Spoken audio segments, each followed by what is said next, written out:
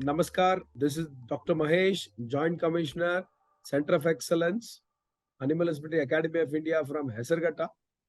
And we have launched a podcast series from Ministry of Fisheries and Department of Animal Husbandry to cover various, success stories in the areas of different animal husbandry. Because you know that animal husbandry sector is today almost 15 lakh crores, and we have many leaders to create this. We did in our podcast series number 1, Kishore Hegde, who was luminary in in the area of poultry, and we have done in podcast series 2, Mr. Ravindra Nawale, the very good dairy expert who bolta tha, dairy is not ke milk ka dhanda nahi hai. So now we have a interesting, very great senior of mine, a veterinarian and a postgraduate from IRMA and another degree of bioinformatics. So no, you will be surprised to know that how a veterinarian entered into rural development and creating many arenas for a social enterprise. He is none other than Dr. B.R. Athani. B.R. Athani is from Bagalkote. Those of you who doesn't know Karnataka, northern part of Karnataka, Bagalkote is a wonderful district with lots of river, and you would have seen, flamingos coming there. Flamingos coming there for harnessing. Bagalkote is known world over for flamingos in the backwaters of Krishna, if I'm not correct. So that is the beauty of Bagalkote. With this introduction, I want to go to straight away to the audience to take you to Bagalkote, the wonderful district of Karnataka. Now I want welcome Dr. B.R. Athani from CEAH Academy. I want you to give your opening remarks. Namaste, Dr. Mahesh, sir. The thing is, it's a good thing that we met, and then you have given us the CEAH has given us the opportunity to express whatever we have done so far and to convey to the entire country in a small place called Bagalkote. Just now you explained it's one of the best district in the entire northern Karnataka area, full of this Almaty reservoir, and nowadays lots of sugarcane cultivation, improvements in agriculture. Livestock is one of the excellent subsector that is flourishing in Bagalkote, especially sheep and goat and backyard poultry. So we have lots of opportunities for entrepreneurship that are open in agribusiness verticals, be it in commercial crops, be it in any of the agribusiness verticals. We are having ample opportunities here. Yes, basically, I am a veterinarian, as you said, with a post-graduation in rural management. And my aim was, I started my career with a technical officer at Central Cement Bank, Hesargata, for a brief period. Then I shifted to Veterinary College, Bidar as instructor. Then a major part of my career went into Operation Flood 3 program, that is a Milk Federation, Karnataka Milk Federation. I was based at Bijapur and Bagalkote. I just resigned after 22 years of my stint in milk dairy industry, wherein I served from procurement, veterinary services, then marketing, processing, range of activities in the entire dairy subsector. So I resigned during 2010 and 2006, and then we started consulting in the rural development area. Meanwhile, I had done my post-graduation from IRMA, and then I went into consulting with ALC India, Hyderabad. Then I had to start a dairy producers company in Bijapur with the help of Basangoda Patilji Atnal. And then so on, my journey started from dairy industry and converged into entire to encompass the range of activities to improve the livelihoods of the rural people living in especially in northern Karnataka area. Yes, sir. During my consulting, it gave me a lot of opportunities to travel across country and then come up with our own model of livelihoods. So the famous basics model of livelihoods at Triad, wherein we have to take care of the institutional development, then market access, and so on. So that livelihood triad, in fact, we refined it further and tried to model it in various parts of the country. And then what I thought was, let me start our own experimentation in my own place in Bagalkote. That's how we started the journey of Future Greens. We started an NGO wherein one more Irman was there, Dr. Nadgoda, and then one more social entrepreneur from Vishala.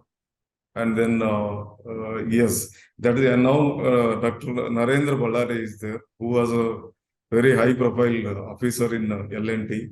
Now he is working as an, supporting us as an mentor to us. That is how actually we conceived the idea of getting from a veterinary and to working with the industry, dairy industry, and then converging into rural livelihoods, and then starting our own social enterprises in the name of Future Greens. Great. I think Yes, audience, sir. you must have now known that a veterinarian has chosen a social enterprise model, and that too as an NGO working in the toughest districts where he wanted to take up women into this thing. Now I want to ask Dr. Athani, what made you to choose rural development? Rural development, why did you choose? Because many people want to go to cities and do some NGO, some startup. Why did you choose rural development as your focus, being a veterinarian? Yes, when we started my career, it was major stint of mine was working in the rural areas only for the dairy development in the form of operation program, that's a Karnataka Milk Federation. Even though I continued my studies, I wanted to shift from rural areas and then milk industry to IT industry and biotechnology and research line. I tried my stint there. In fact, I got the offers from big companies, but later on I decided, let me not leave the rural background and stick on to my root. So that is how I actually, and one of my role model is Dr. Kurian, Varghese Kurian, whom we used to interact often when I was in Rural Management Institute in Anand for about 1.5 years. And then almost once in a month during the high teas, he used to come and enthuse us. So his words, like, he always used to advise us, don't leave the last mile person. You have to try to reach him, whether through milk or any other interventions. Try to reach him and support him and see that his livelihoods are improved. You can see his smile on his face. So those were the words which actually keeps ringing in my ears, in my mind always. And he is the main role model. And when I started working with the rural areas in different other than milk, I thought there are so many areas in the agribusiness wherein we can intervene and then support the poorest of the poor people. For example, livestock, sheep and goat, even though they contribute a major part of the livestock industry, GDP in terms of GDP, but still they are not in the focus area of the policymakers. So when we think of livestock, everybody speaks of cow and buffalo, not about sheep and goat. That was the area earlier. And then I thought, let me do something critical, which I can, and then try to understand what the subsector, how it looks like and other things. So in the meanwhile, I came into contact with a group called the Rainfed Livestock Network, wherein luminaries like Dr. Kamalji, Dr. Ilse from West Germany, and Dr. Nitya from Andhra. So I came into contact with such people and learned, try to imbibe what the sustainable livestock models are on the ground. So I just started to think on those lines, and then thought, no, being a veterinarian, why can't I do something unique in the subsector, even in backyard poultry? So that is how actually we try to take up livestock-based livelihoods as one of the priority area for our future Greens NGO, proposed NGO. That's how actually, and then the things followed, and then total immersion was there in the rural development only. So I believe, my strong belief was that market access, working to decode the markets, whether it is for the crops or livestock, whatever it is, that is critical for improvement of the livelihoods of the communities. And that is where actually we started the top bottom approach. That is the ultimate marketing. We try to work with and then understand the requirements there, and then try to work with the communities to fulfill the requirements of the markets. So ultimately, everybody produces or to earn something, and that market has to support. So we have to work in tandem with the market economy, decode it properly, then try to fulfill the needs of the market and understand the supply chain from producer till it reaches to the end consumer, and then try to organize the things in a way that is you can shorten the length of the supply chain, and you can see that the major part of the consumer rupee is plowed back to the producers. So those were some of the critical learnings we had, and then that is where we try to start our work in Future Greens about 12 years back. It's almost a 12-year journey in rural livelihood, livestock-based rural livelihoods. Yeah. Yes. So nice of you. I think, we are so happy to meet you because you have been motivated by Korean. So Korean has Yes. spent good time with you. And this is how you see. Now, why did we choose podcast series 3? You might have understood the audience. Please see. Now we started with poultry. We went into dairy. Now Dr. Athani is going for livelihood opportunities for sheep and goat and then entire rural backyard. So that is the beauty of the enterprise, social enterprise, which he has started. And to the audience, I would say they have been bestowed with Jaivika India Award 2016, Best Indian Social Enterprise Award 2019, Kannada Rajyotsava Award 2022, many more for Dr. B.R. Athani. Wonderful audience. Please understand, such is the motto of the gentleman which you are seeing with such of energy and met with a lot of international luminaries. Let us move on, Dr. Athani. Can you explain how did you create Future Greens consisting of 14,000 rural producers, especially women, across 138 villages in 2 districts? So can you explain this model? How could you reach so many people, almost 14,000 rural women? Can you explain on that? Yes, sir. Initially, when we started Future Greens, in the initial phase of the NGO, any NGO, people will not be able to fund it as a matter of policy for first 3 years. But somehow I could convince NABARD Finance. Then it had started. It's a subsidiary of NABARD, and one of my alumni from IRMA was the managing director. I could meet him and convince him that we are trying to work with the sheep and shepherds and goat keepers and even the backyard poultry, who are primarily small and marginal farmers. So he got convinced with our nature of our board participants there, and then what is our motto and other things. So within 1.5 years of our vintage, they took a special permission in the board as a special case to award BNDC, Business and Development Correspondent. That's an arrangement wherein NABARD Finance will pump in the finances to the women groups who are undertaking exclusively these livestock-based livelihood activities, even converging into organic agriculture in their own small lands. That is how we started our journey. We started grouping the women. One of the advantage factor for me was that I was working in the same district Bijapur and Bagalkote. Then it was only the unified district of Bijapur. Almost about 480 villages. We had commissioned the dairy cooperative societies, and at least not less than 300 villagers knew me by name. So that was the added advantage for me to penetrate quickly into the area with my previous background, and people believed me that I was having association with them in the past. And Dr. Athani has brought something new for us, especially for the shepherds, sheep, and goat keepers. That is how we started grouping the women. We commissioned around 600 women SHGs and funded them with NABARD finances to the extent of about 38 crore rupees.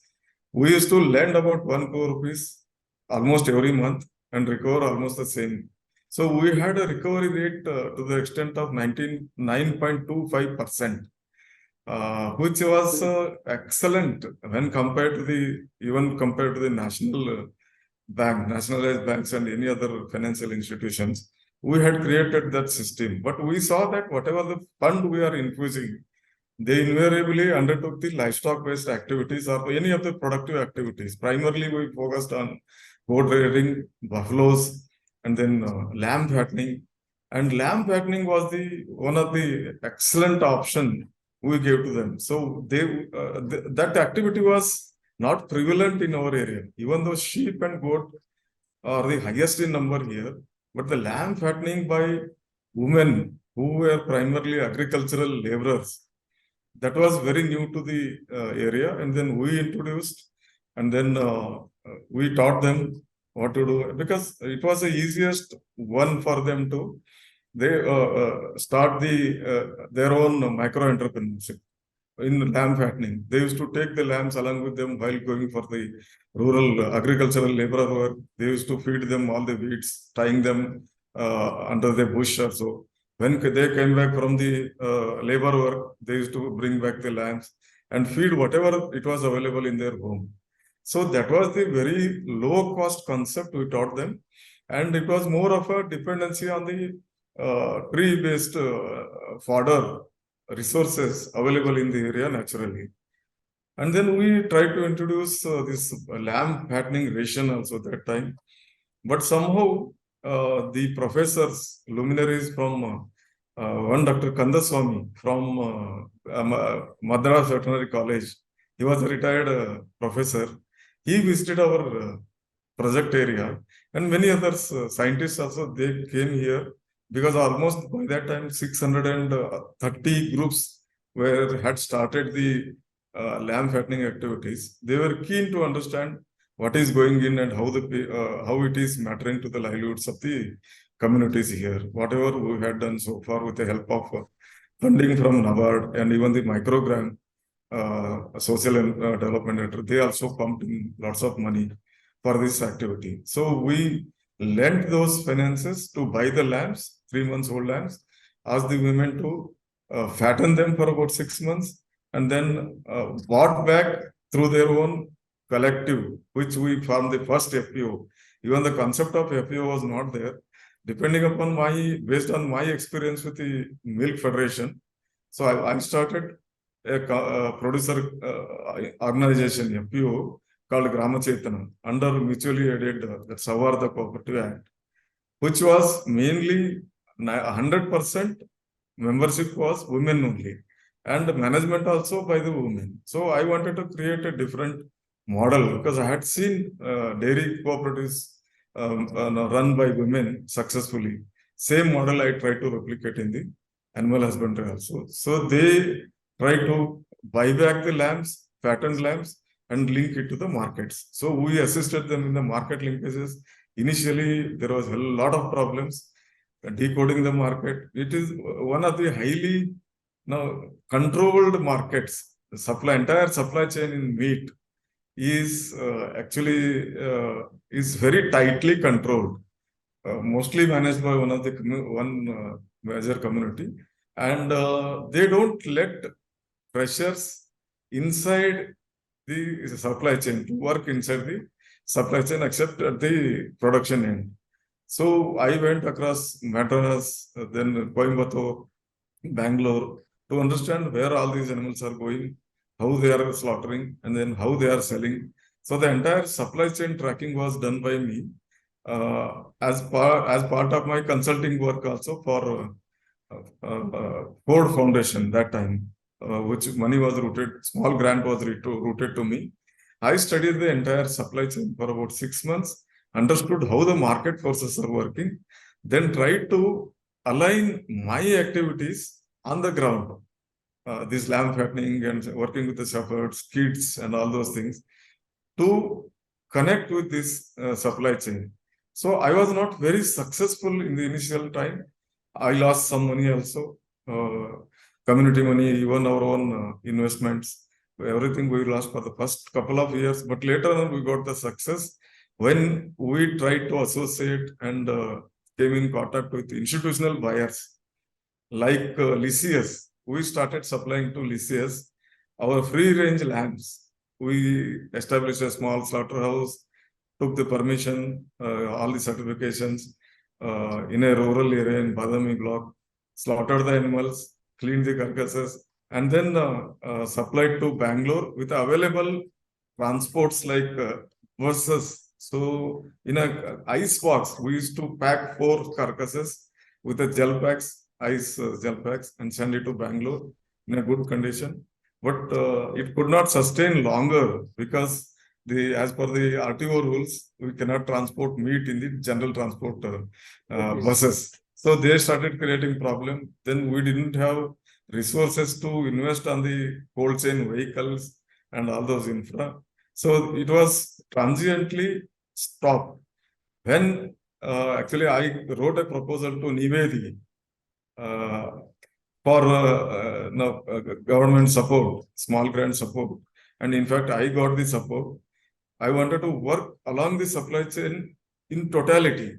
So I said, we will develop a lamb ration which can really reduce the cholesterol, bad cholesterol content in the lamb meat. That was my hypothesis. So we arrived at the formula. We popularized the feed. We started getting it done from outsourcing sources. Then we fed it to the lambs as part of the project. Lamb fattening was done. Now the meat is due for analysis now. Very recently we had started. After 2 years now, we are going back to CFTRI and NRC meet Hyderabad for analysis of the meat, whether that feed is really working. But weight gain and other things, it was excellent. 5.5 kg every month, there is gain in the weight. So meanwhile, my another hypothesis to work in the livestock was to work only with the indigenous breeds. No hybrids, no crossbreds. That was my this thing. Then we started working with a breed called Elga. It was not recognized that time. Elga is one of the fastest growing breed of sheep. It is just like a broiler poultry. And by 3 months, it crosses 20 kgs, 20 to 26 kg, the average weight it attains by the end of 3 years. University professors did not believe that such local breed exists in north part of Karnataka. We showcased it in Krishi Melas and then popularized that breed. We tried to link our lambs to the lamb fattening activities in southern Karnataka near Bangalore and Bangalore. Everywhere, most of the southern Karnataka, now we are supplying the lambs. Almost 600 to 800 lambs every month. Our FPOs are supplying to the other markets for the rearing, fattening purpose. So it is one of the excellent breed, and then that breed promotion also we try to capture as part of the initiative. Okay. And when we propose that we will undertake the project to recognize the breed, Yalga, somehow university people, they came in the way, they said already they are doing the work and they have taken the project. So my passion was to work with a local buffalo also, Javari buffalo we call it as, and we have characterized that buffalo, and then we have classified that buffalo, and then understood the community dynamics associated with the local breed. We named it as a Badami buffalo and sent it for recognition with NBACR. So that is the second breed we try to attempt. And then the third initiative is to work with a backyard poultry. We have come up with a model in backyard poultry wherein a woman rearing about 60 to 80 backyard hens in a free ranging atmosphere near her house in a fenced location. And then she had developed the methods to hatch, low cost hatching and other things. She was earning 18 to 20,000 rupees every month. That was a wonderful innovation done by a rural woman whom we could identify and then support her further to enhance her income. And we developed a small hatchery using the thermocol box. She had that concept looking into the YouTube and other things, husband and wife. So we further modified it investing about 3,000 rupees. She could hatch about 100 eggs every monthly cycle. So those were the model which we tried to propagate everywhere, and that too with a woman self-help groups. When we proposed these ideas, people came forward readily. Acceptance was there, and then those breeds were also associated with them. So they were very fond of those local breeds. So all those factors contributed to the expansion of the entire range of activity. More than everything, it was the market linkage, buyback arrangement, which we organized through our FPO, that clicked very fast. Yes. So nice. Now to summarize what you said, I think the great business idea was fattening of lambs. Fattening of lambs, probably the great idea which you have introduced it, and that has multiplied. And now you can see sitting in Bagalkote, they have tried it to supply to Licious. Licious is one of the categories setter in India now, which has gone into a great name. And then to correct Dr. B.R. Athani, the nutrition suggestion probably must have given from not Nivedi, from NINP, National Institute of Animal Nutrition and Physiology. Yeah, NINP, I took their help also. But I had my own thinkings and other things which helped me also. I consulted a lot many people. About the formula and other things.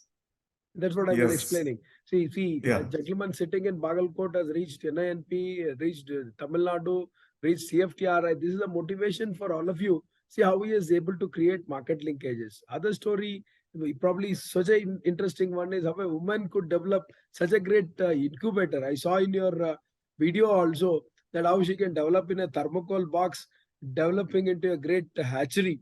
Now I would like to little go away from that. What is the secret of breaking this market dynamics, and you could be successful?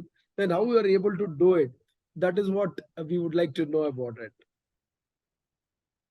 So the main crux was that I tried to work on the market front from two angles. One from the producers, collectives, because they had better bargaining power and they could say, when we started weight-based pricing mechanism, now, as you know, sir, for the lambs and the livestock, it is only the Niga method.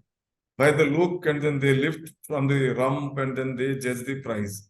It is not on the weight. They actually do all the consumables. They are measured in either weight or volume. Even the water bottle, 1 liter water bottle, they say it is 1 liter and it costs 20 rupees. Whereas livestock, no measures were there.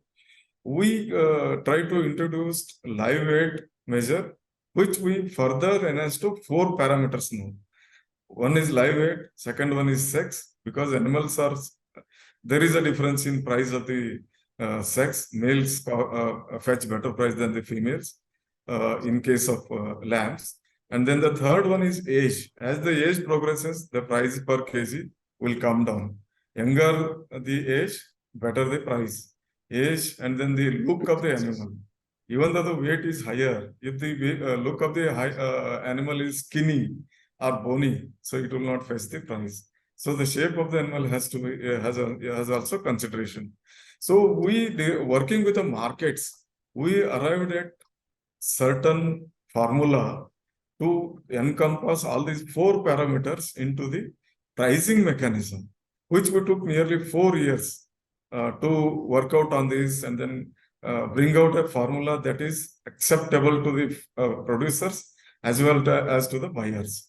Initially, when we said on live aid, we are pricing, and then people laughed at us.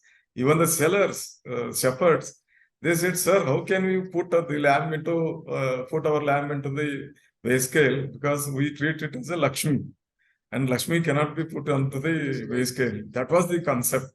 And even the buyers, because they felt threatened that by weighing the animal, the prices could go up and we will be under trouble. That's why they never accepted. But later on, when we started working with the communities, they got convinced that whatever the measure we are introducing, it is for their good.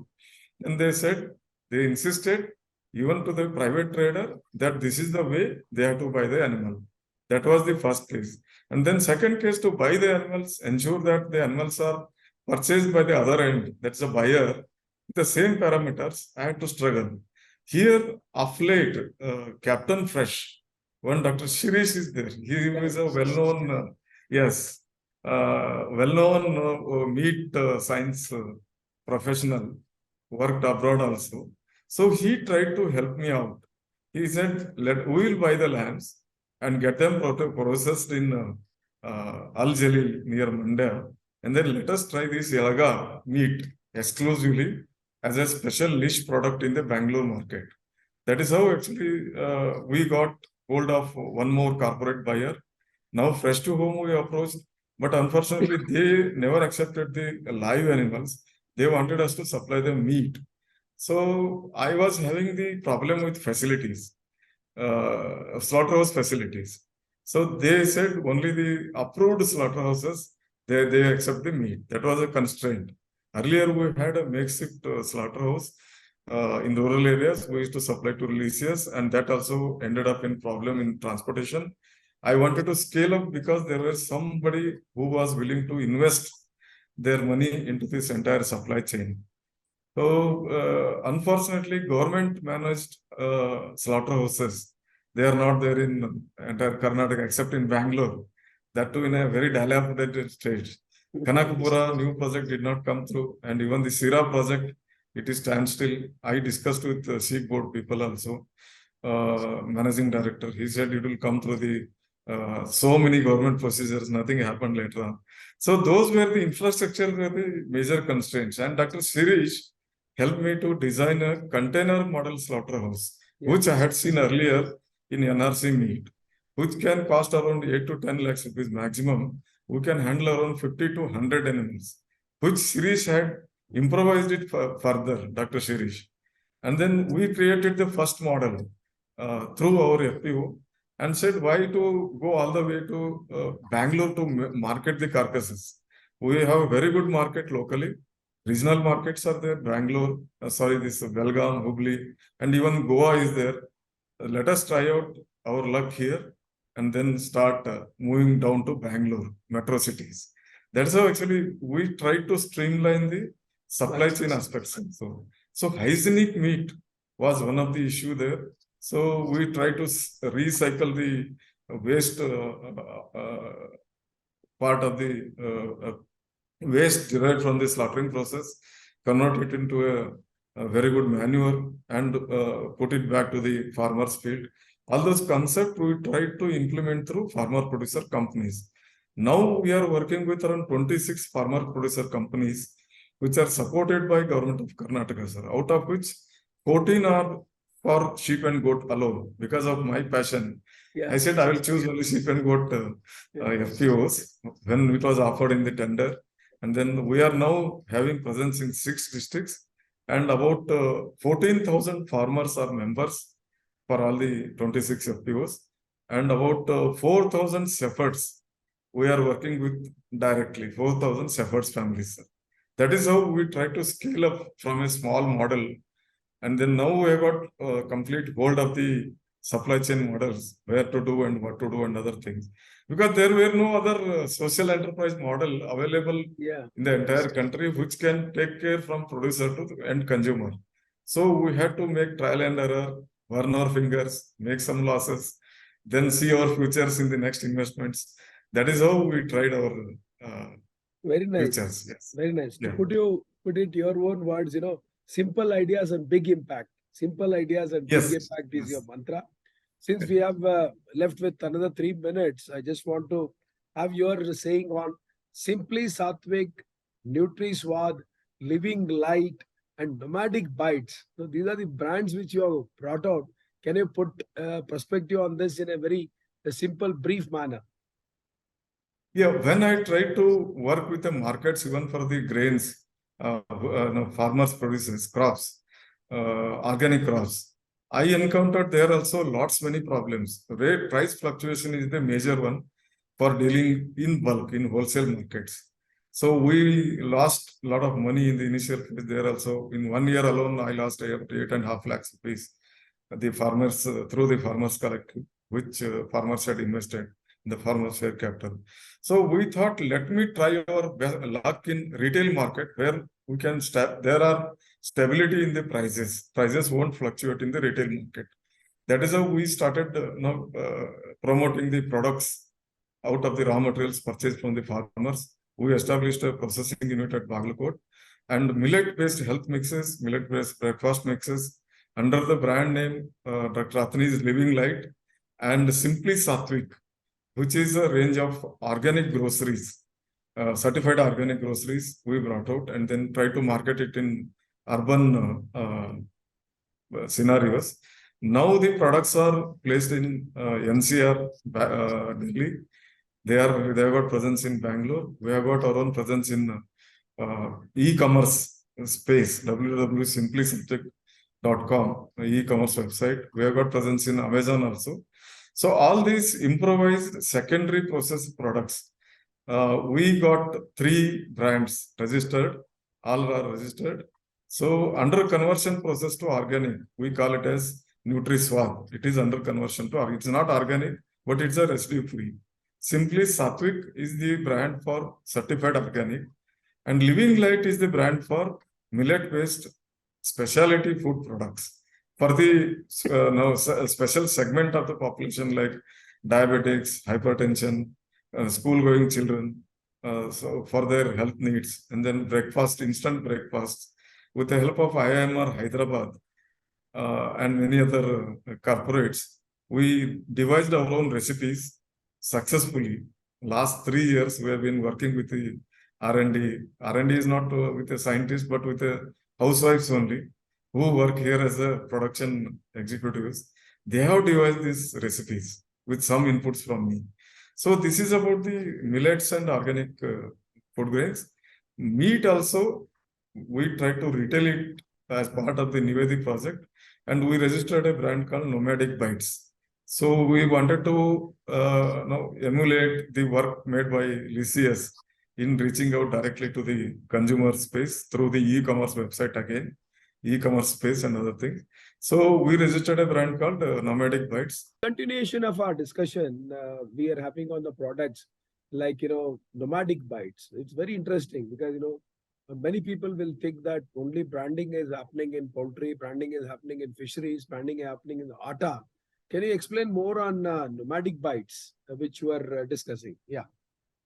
Nomadic bite, actually, it's a premium meat which we wanted to propose to the consumers, which is free from residues, antibiotic residues, truly antibiotic residues, and even the pesticide residues also. The advantage with us is that the lamb fattening activity, we can dictate or we can implement it in certain areas where they don't feed it on the crop residues. It is only the some part of hillock areas and specified villages, denoted groups, which we are planning to bring them under organic certification ambit now. So we can definitely claim that it is free from residues. And the cholesterol content, which we have to claim only after we get the result from analytical result from CFTRI or NRC meat. Many health benefits. It is being positioned for the health conscious consumers in the urban areas at premium price, of course. So that is a source of what is the price? that is a way to give the producers suffered lamb fattening entrepreneurs by women better price compared to the normal lambs. So it Can is you only reveal the the price? segmentation. Can you reveal Yes, the sir. price? What is the price you are quoting? What is the Sir, price? for the normal lamb on live weight basis, right now we are paying them 330 rupees per kg live weight. That is 750 rupees per kg is the meat rate. That is a calculation at the rate of 46% carcass yield. Yes, recovery percentage. And here we are quoting it for 950 rupees, 200 rupees better price. That means 400 rupees per kg. We wanted to pass on to the lamb fattening enterprise. Yeah. So what is your impression on this stall feeding? Because nowadays many people are want to suggest stall feeding for sheep and goat. What is your suggestion on that?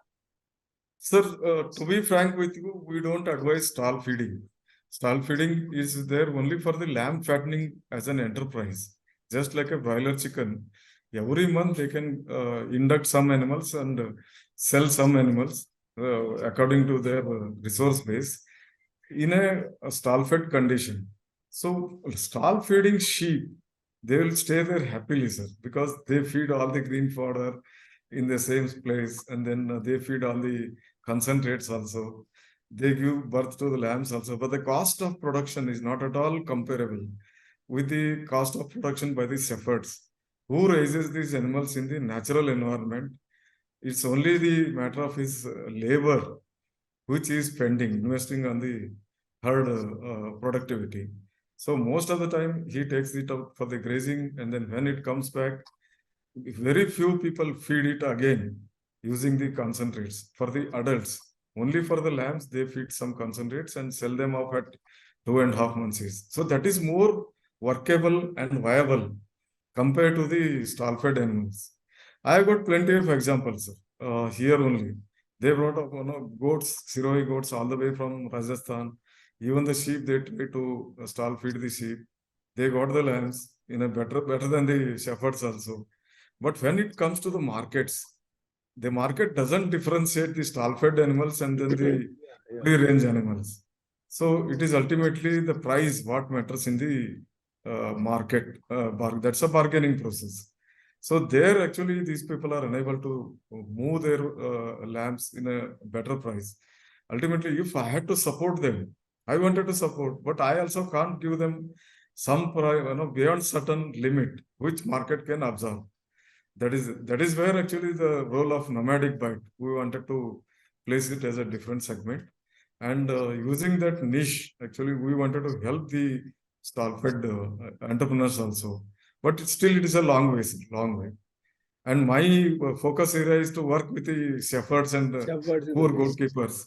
So compatibility and other things. They are still under. I am still under gray area. Yeah. Yeah. We are coming into concluding part, Dr. Athani. Now I want to know what is the total volume of sheep you are handling per month? What is the volume you are having with your society? So right now we are selling around 600 to 600, 700 live animals every month, only for fattening purpose. So for slaughtering purpose, we were sending earlier about 900 animals to Captain Fresh. Now that is also come to some issues are there in the supply chain, and it has come to halt. We will restart it again.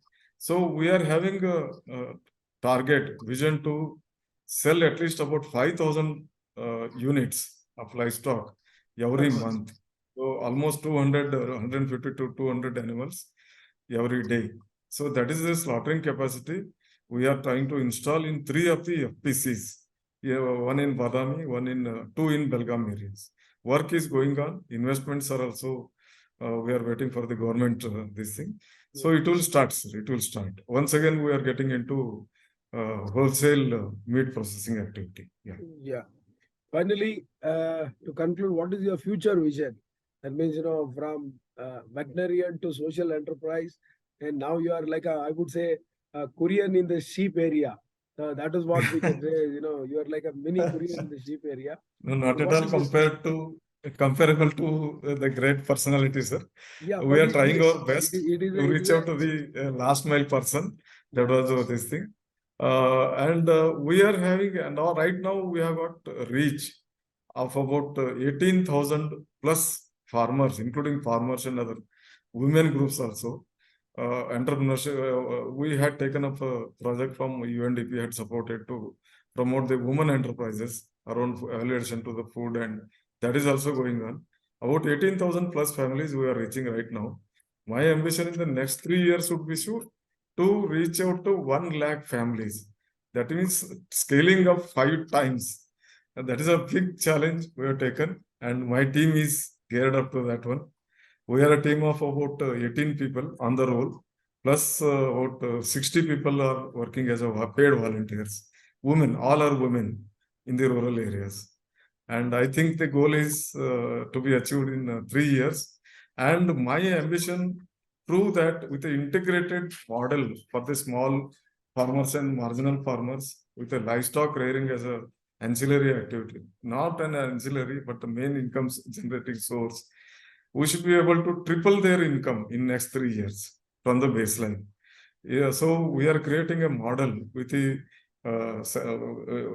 area, geographical area. We are undertaking the basic baseline survey and see that in 3 years we can triple their income. So we wanted to surpass the government of our Prime Minister's vision to double the income in 3 years.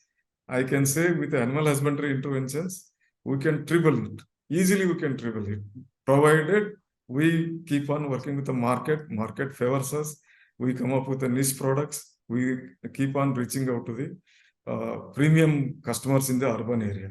So, of course, we are working towards that answer.